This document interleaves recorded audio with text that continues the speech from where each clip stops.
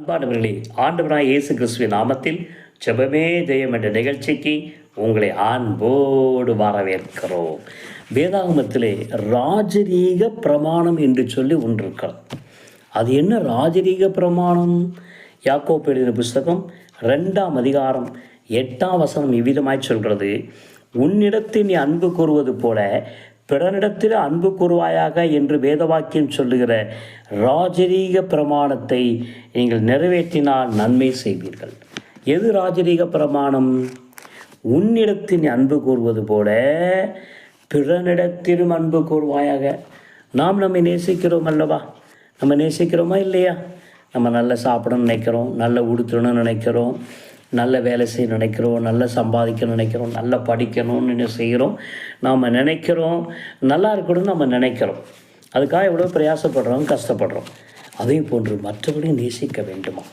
மற்றவர்களும் நன்றாக இருக்க வேண்டும், அவர்களும் சுகமாக இருக்கணும், அவர்களும் ஆசீர்வாதமாக இருக்கணும், அவர்களும் உயர்த்தப்படணும், நல்ல வேலையில் இருக்கணும், நல்ல குடும்பம் இருக்கணும்னு சொல்லி மற்றவரிடத்தில் அன்பு கூறணும்.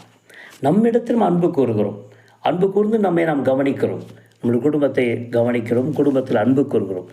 அன்பானவர்களே, நீங்கள் ஆத்துமாக்களை நேசிக்கணும்.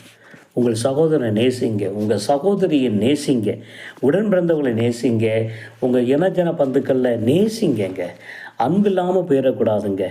ஆண்டவர் சொல்லிட்டு சிலர் அன்பே இல்லாமல் இருக்காங்க. ஒரு விரக்தி விருப்பு தன்மை காணப்படுதுங்க. வேண்டாங்க.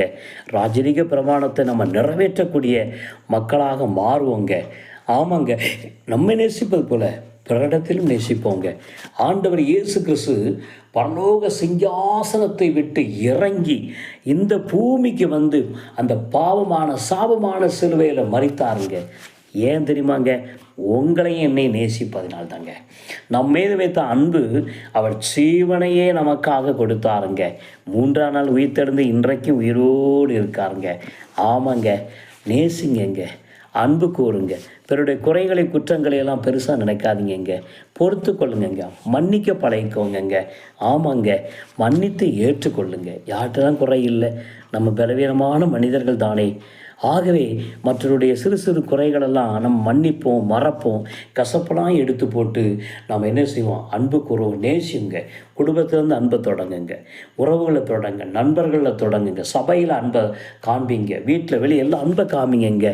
ஆண்டவர் அன்பாக இருக்கிற தெய்வ பிள்ளையாக உங்களையும் என்னையும் மாற்றுவாருங்க. ஜெபிக்கலாமங்க. காட் பிளஸ் யூங்க. தேங்க்யூங்க.